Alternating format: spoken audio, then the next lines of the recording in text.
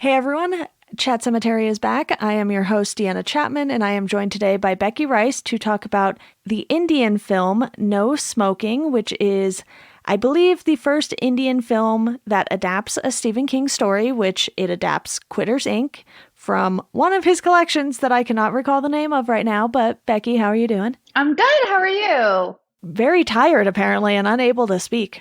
I was like, are you okay? Words are going to be fun today, but I didn't know anything about this adaptation going into it. I think what happened was I was looking at the Wikipedia page for the list of Stephen King adaptations, and I think this showed up on there, or it showed up on like the Quitters Inc. page and said it was one of the adaptations, so I put it in the spreadsheet, not realizing how loosely based it was on the story. It's pretty loose. But I think that makes sense given that it's an Indian film and they do not make films under the same circumstances that American-made films are made under.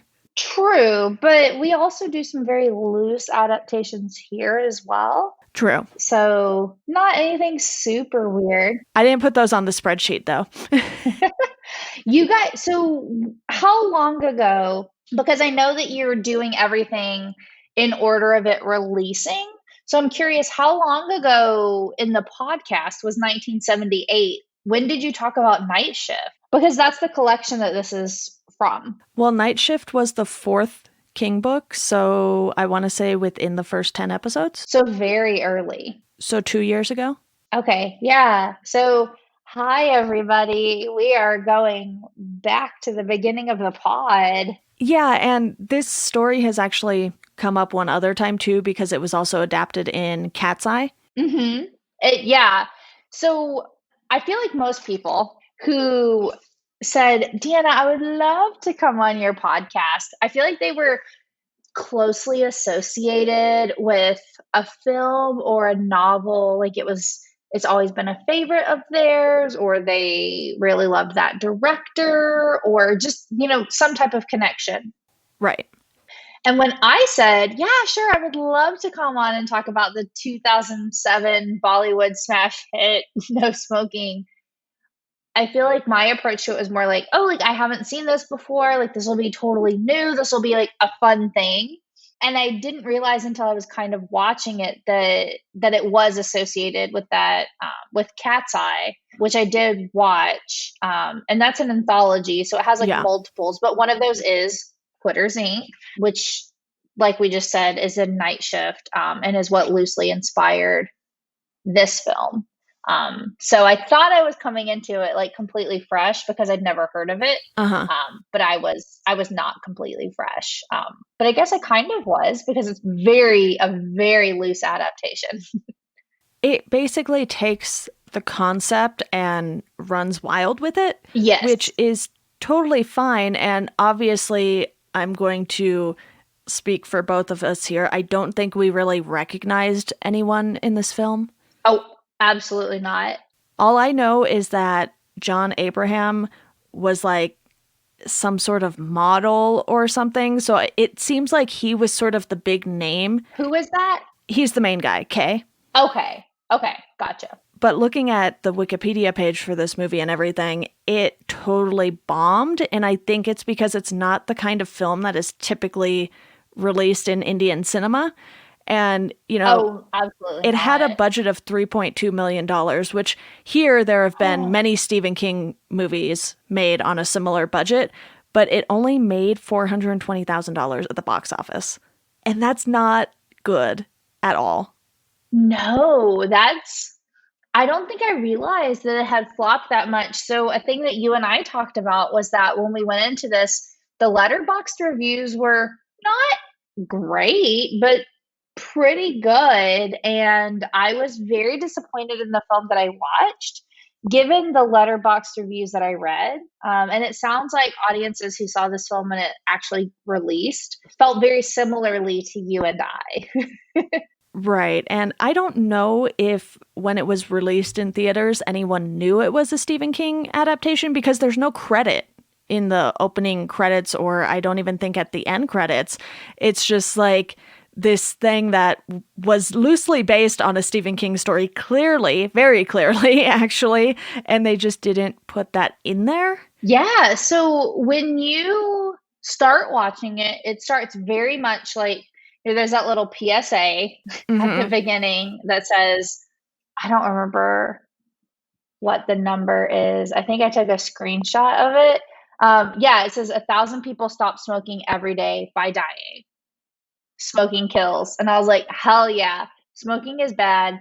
If you listen to this podcast and you currently smoke, you should stop because it's very bad for you. And if you need some encouragement as to why you should probably watch this movie. It starts with that. And then it very much starts like in the middle of things actually happening. And Yeah. then in the very tiny in the corner, there's a little thing that says no smoking, like just the name of the film in the corner at a few minutes in. So you've already been watching the film for a couple of minutes before you even like see that title screen, which occasionally happens in films. Like that's not that weird, but there's no mention of Stephen King. From what I can tell in the promotional content for this film, there was also no mention of Stephen King in the poster for the movie. Normally, with a Stephen King film, you'll see Stephen King's like Stephen King's The Stand, Stephen King's The Shining, or as inspired by Stephen King. But with this film, there is none of that. Yeah, one of the other things I found interesting too was they take the concept of this place specifically helping you to quit smoking and they turn it into this really strange thing. Like in Cat's Eye, their version of Quitters Inc., which is the name of, the agency that helps you quit, and Mhm. obviously that name makes sense, but here it's like a carpet company. Yeah, I was very confused. And then it's like it gets a little supernatural too once you sort of get inside there and when people just appear every time he tries to start smoking again. And I think I got a little too distracted during this movie because if it were all in English, obviously that would have been easier to keep an understanding of what was going on, even if I didn't watch the screen every single second. But this was in Hindi, but also partially in English. there's a couple of English phrases in it. Like I think the first time we hear English is when he's trying to get that one guy to smoke Yeah. and he like knocks him to the ground and he says, "No, I love my wife." But that's the one line he says in English. And it was super weird. I was like, I don't understand why he's saying that. Yeah, that threw me for a loop for a second because one, I did not understand the context of "No, I love my wife." And then two, I didn't understand why it was in English.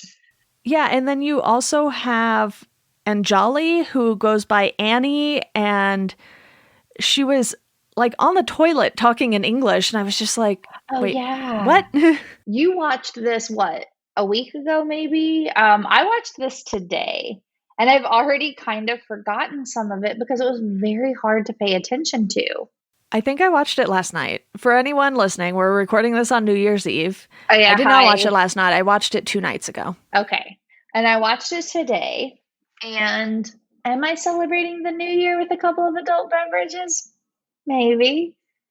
But I don't think that that has anything to do with me not remembering very much about the movie. It's seriously a very confusing and just mind-boggling film. The plot is incredibly hard to follow, and this is a story that I've read, right? Like I've read Quitters Inc. I mean, I've read all of the stories in Night Shift, but not as much Stephen King as you have, probably, but but definitely I've read these, and I actually really like this story, right? Like Yeah. he brings in this firm to help him quit smoking. And then it kind of very quickly starts picking up in these like horror and suspense themes. There's a lot of satire in that story. And then watching this movie, I was ready to go in saying, wow, I'm so excited to see how different cultures are interpreting this. But really, it was just so confusing that it didn't take a ton away from it. And I love foreign cinema, even Indian cinema. So I don't think it was that. I think it's just the film itself. Like, how did what's his name know where Kay's like plane was gonna land, even though he didn't know where he was like Kay didn't know where he was going. Yeah. So how did the one guy know where he was going? And how did he always seem to know where he was? And I don't understand. I think that's where the supernatural element comes into it, because when he goes into the quote unquote carpet company, you Uh-huh. know right away it's not a front or anything. It's like there's no carpet being sold there at all. It's like they don't even Truly. try. And they have, this like high tech palm reader to confirm his identity. And then he's let in. But at the same time, there's something else going on. And there was a moment where he was there and he was like strapped down to a table, and a whole group of people were watching him. And then I saw, like, in the corner of the screen, a ghost went by. Mm. So I think there was some sort of supernatural, paranormal kind of thing going on, which would explain why they could just know where he was. Yeah, because like it's explained that the part of the reason that he's able to forcibly make people stop smoking is that he always knows when you smoked, regardless of like where you are, or like if it was just one puff or if it's a whole cigarette, like whatever the deal was. But it doesn't go enough into it to really explain where that comes from and how that happens. So again, like we said, very loosely based on this short story. Also, short story, long movie. This movie clocks what, 2 hours? Yeah, I was about to say it was way too long because they just kept taking the story and kind of replaying some of the same things over and over again. And I think the reason this worked a lot better in Cat's Eye was because, like you said, that was an anthology. So within an hour and I think about 40 minutes, there were 3 different stories being told. So each one had about 35 minutes of runtime, if I'm not mistaken. And that is a much better fit.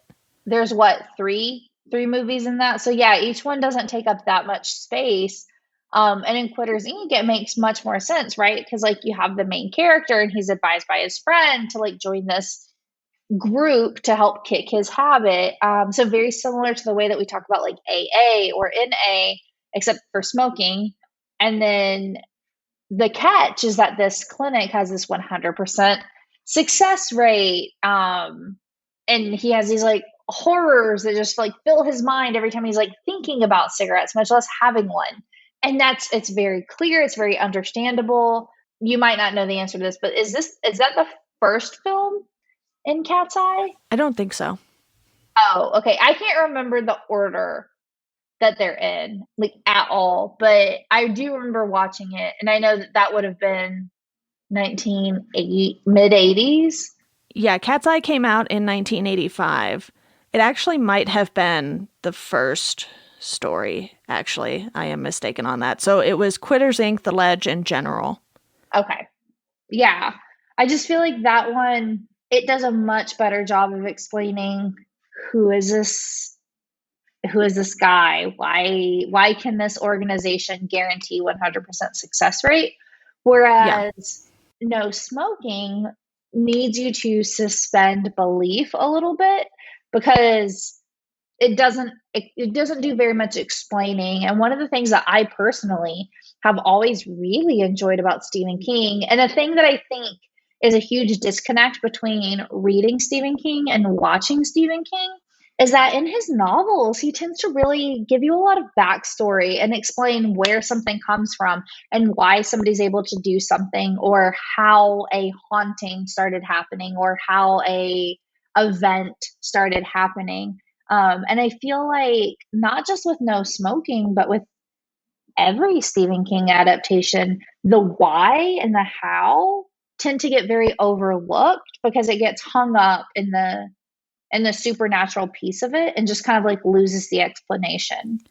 This movie felt like it was trying to do a lot more to shock the audience. Yes. And one of the things I didn't really understand by the end of this was the first guy, Abbas, I think his name is, and I'm probably butchering these other than K, so my apologies, but he shows up and he's wearing a glove only on one hand because he's missing some of his fingers and he I think that's the second one, not the first time.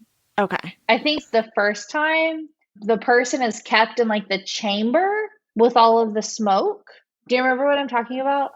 not really. Oh, I there's just mean when he comes into the picture and Kay's outside when he walks up to him. yeah. He's missing some of his fingers and basically he has to refer people to this place in order to get his fingers back, but I'm pretty sure you cannot reattach fingers that long after they have been cut off. Not that long afterwards, for sure, but I guess there is that supernatural element to it.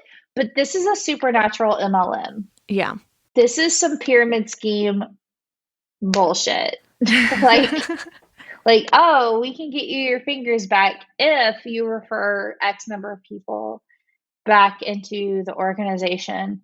Yeah. Oh, also there's that one where like he like takes the soul out of the body, but Yeah. it's not really explained how and why that's happening. There's a lot that wasn't explained in this, and I think it hindered the movie a lot because if you looked away for, 30 seconds, you could easily get very lost as to what's happening.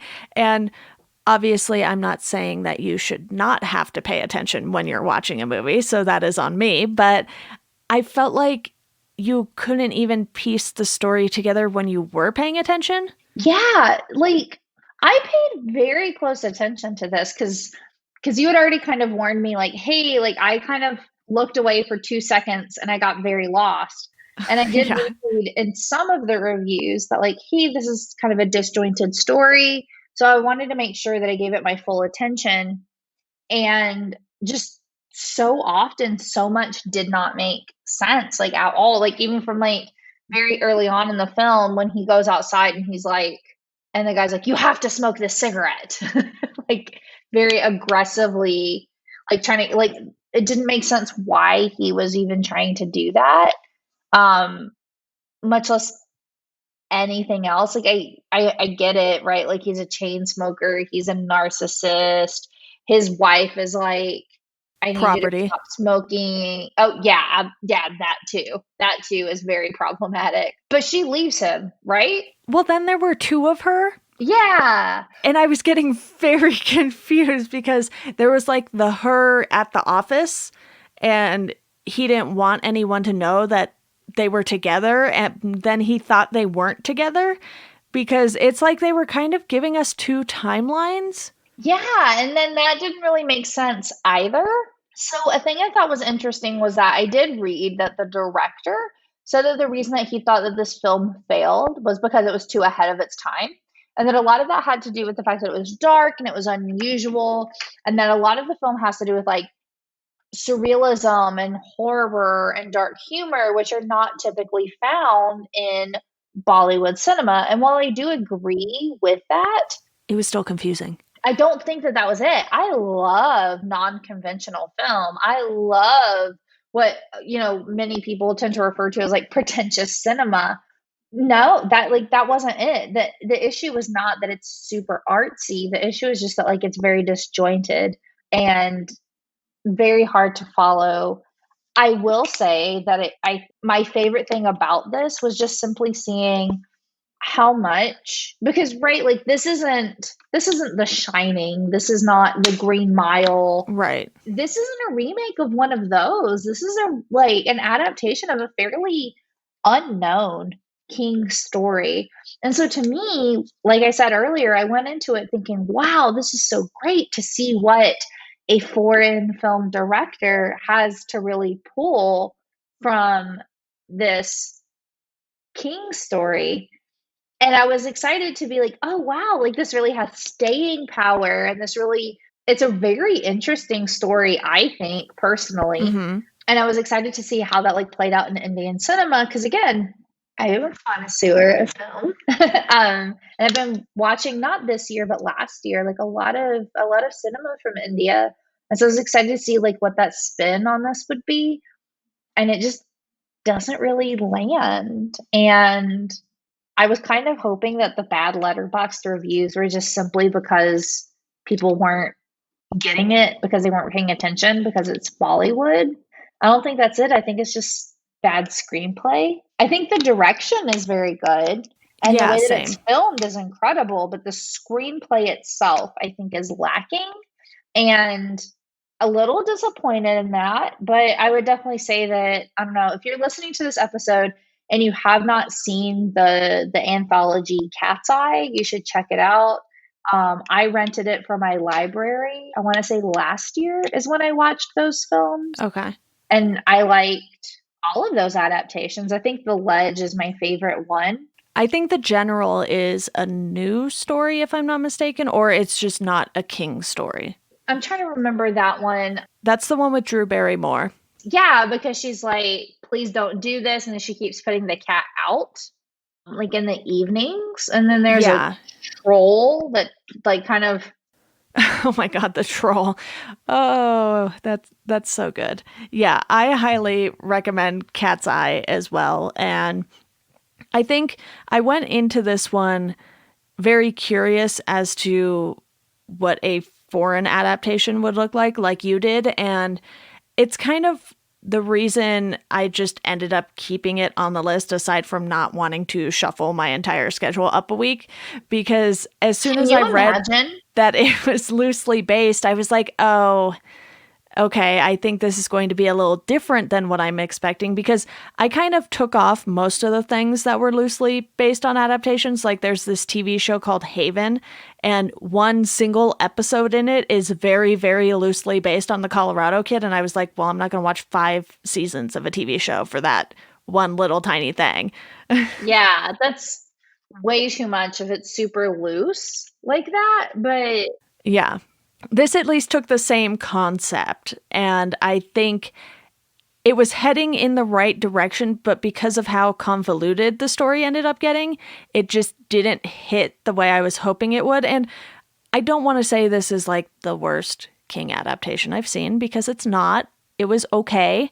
I don't think it's something I would watch again or really recommend, but I gave it a 2 out of 5 because there were some shots that were framed really well. There were some shots that lingered way too long, like when we saw her wedding ring. I was just like, are we going to keep looking at this? And then it was starting to feel like it was like some sort of sex scene we weren't allowed to see.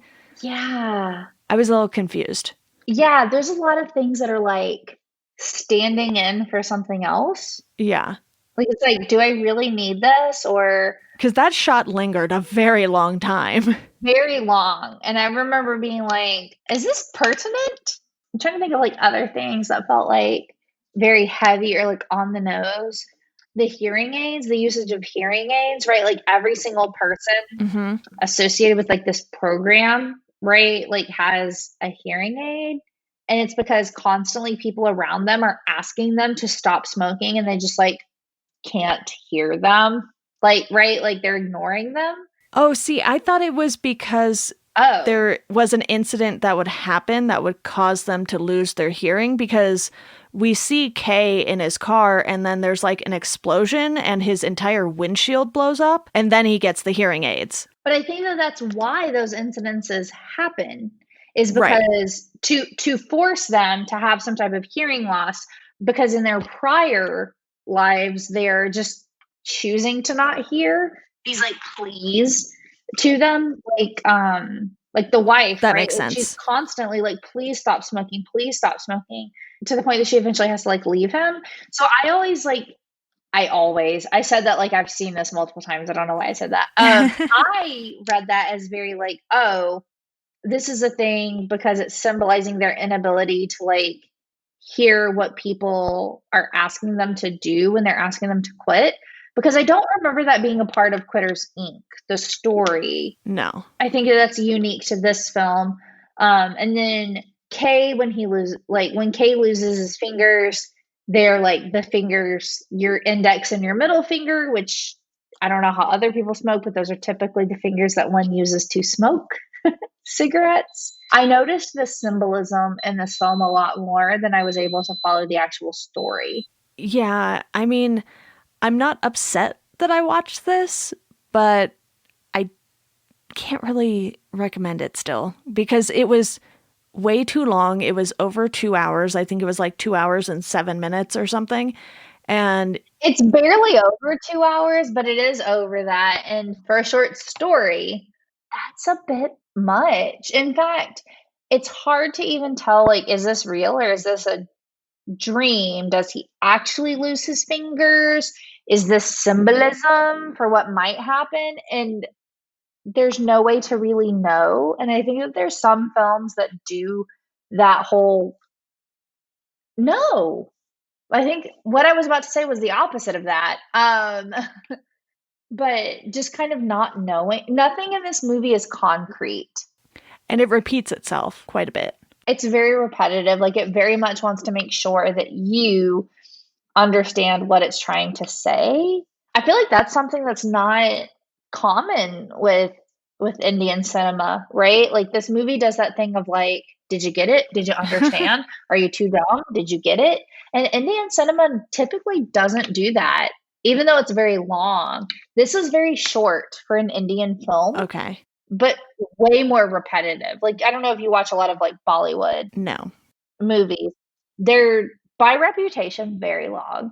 But this one was just repetitive. So it was like unnecessarily long. And there was no song and dance number. There definitely was not.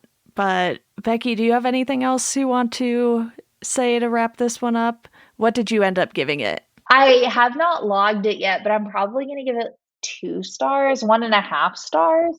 I just think that the stuff in it that even catches my attention is not explained. So the very few things that catch and hold my attention are things that I don't understand why they're happening. Yeah. I really wanted to like this. I just don't. If you are trying to champ through all of these things, as Deanna does, I would either skip this one or I would just specifically watch Cat's Eye or pick up Night Shift. The story that this is based on is very good, in my opinion. I really like Quitters Inc. as a story. I think it's a very interesting concept. I think that this film had good intentions and just kind of it tries to be too different than what's going on in Indian cinema in what 2007, and ends up maybe just trying too hard to be a weird artsy film and misses in a lot of ways. The last thing I will say is that they did a good job of showing just how rich Kay is in comparison to the people who are living near the carpet company. Yeah, it does. But like, is that I think it just goes to add more to his personality and to the kind of person he is. mm-hmm. Oh no, absolutely. Like, he's definitely this like rich, smart ass, like, oh, I'm so great. He's better than everyone else. That's what he thinks. Yeah, totally a narcissist for sure. But that's my last thought on this. So, Becky, thank you for powering through this one.